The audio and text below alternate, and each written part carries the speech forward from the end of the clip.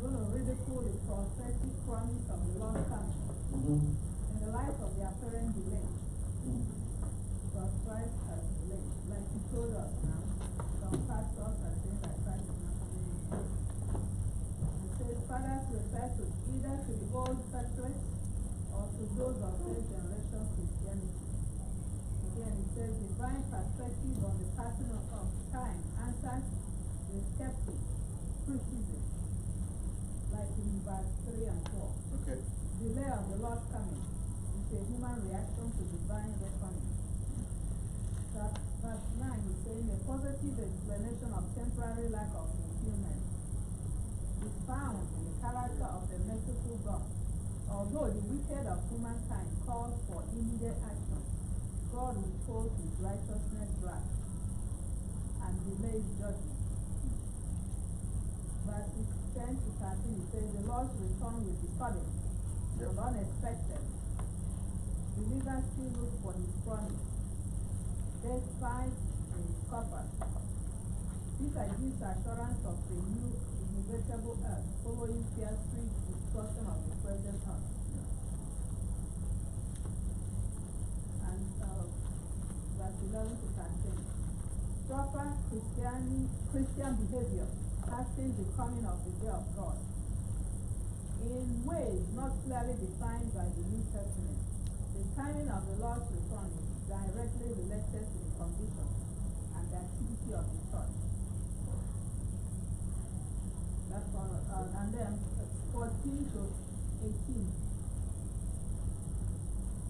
The knowledge that Paul's doctrine of grace as expressed in his letters has been perverted by untaught and unstable person in apparent presumed presumption. By the time 2 Peter was written, Paul's letters were viewed as comparable with the rest of the scriptures, meaning as the Old Testament, a clear evidence of an early rise of discernment in the early church on canonical and non-canonical books. That's what my outline says. Hallelujah. Amen.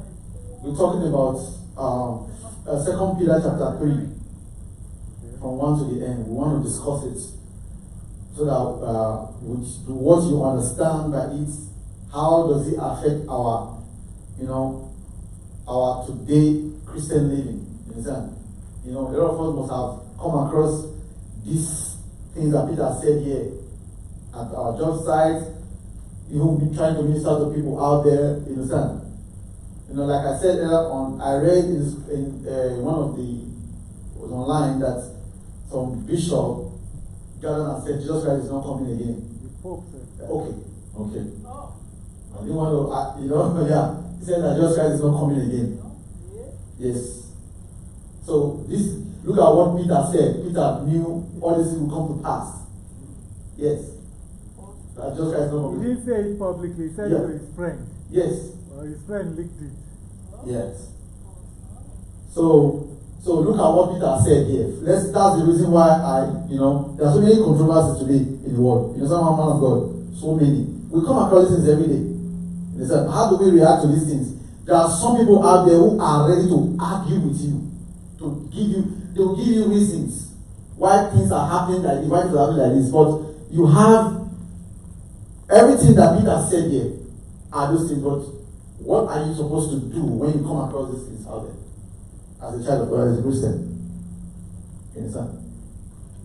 Like I said just now, I said probably they calculated some prophecy time, that this is the time that Jesus Christ is going to come.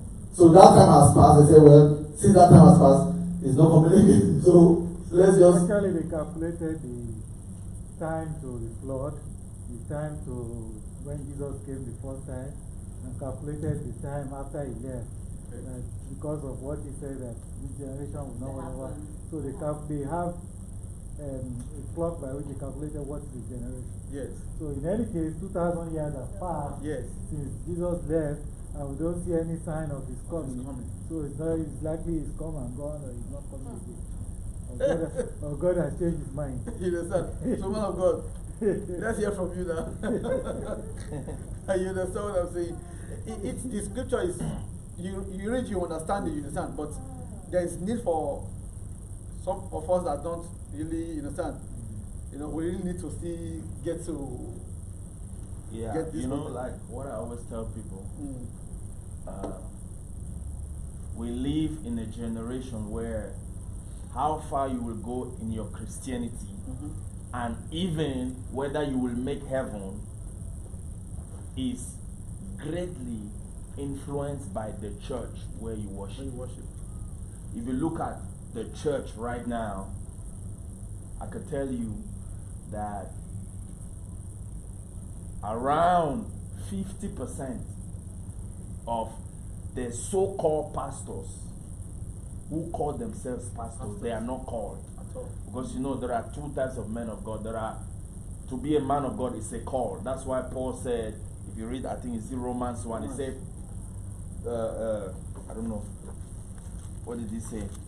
He said, Paul called to be an apostle, separated unto the gospel. So to be a man of God is a call.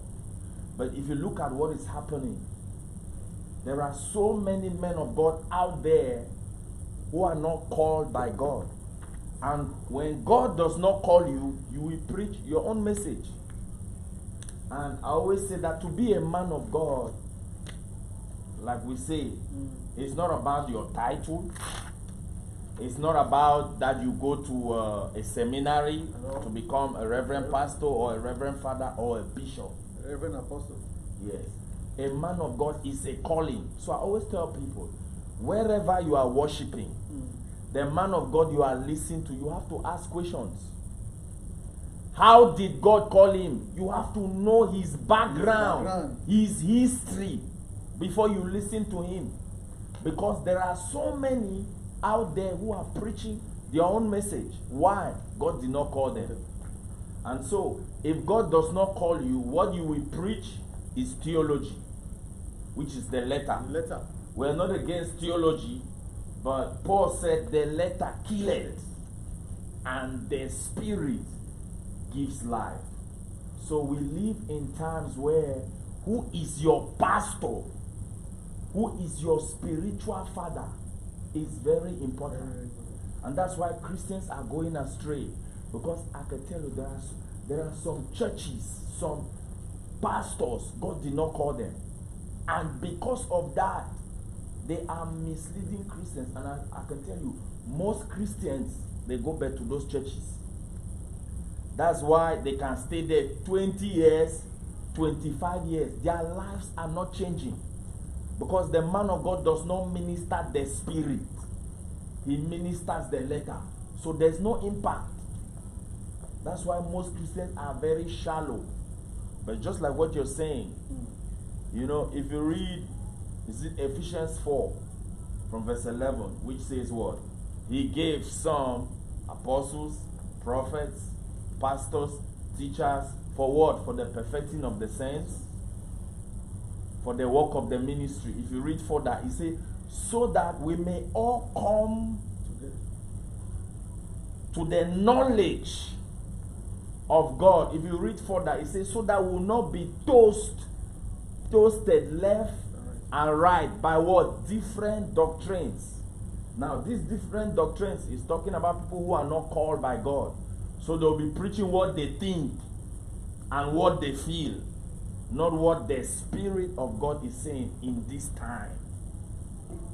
For example, if you look at America now, there are signs. You see all these floods and all these tornadoes. It's not a natural disaster. There are angels in the spirit stirring up all these things. So God is punishing America right now in a way. These are signs, but we as Christians, we have to understand what is happening. God is angry. God is doing these things to make people to be aware, to raise a certain level of awareness to people. Now, all what is happening now, a time will come where people will be afraid. Yes. That fear will make people now to come to the house of God. So, there is a revival There is a wind that's about to blow in America, and these are the signs that we have to be reading. Yeah. And so, we as Christians, we have to position ourselves. What are we supposed to do? The Word of God. Yep. Now, if you look at churches now, especially churches where the power of God is working, sometimes, they are also being manipulated where most people are focusing on the gift and not the word. So because of that, when you go even to these churches, most people are there for the gift. They don't have the word. The word of God is not in them. And now, if you read all these great generals in the past, most of them failed. Why? They had the power, the manifestation, but they were not worded. The word of God was not in them. And that's why some of them, after some time, their messages changed. Yeah. Because the word of God was not embedded. So God gave them the power, but they did not have the word. That's why some of them failed. And that's why now I believe in this generation, God has changed. There are people now in the mountain fasting for power. It will not come. If they don't study, yes, God will not give power now to somebody who does not have the word. That's just the area we are going. So, just like what our Father in the Lord said, we are going back to the word of God. Back to the word of God, yeah. Because that's the foundation, and that's what will keep us grounded. Because just like what Peter said, there will be so many doctrines. So many. That people will come and teach about. That sometimes even you as a Christian, you'll be asking questions. But when you are rooted and grounded,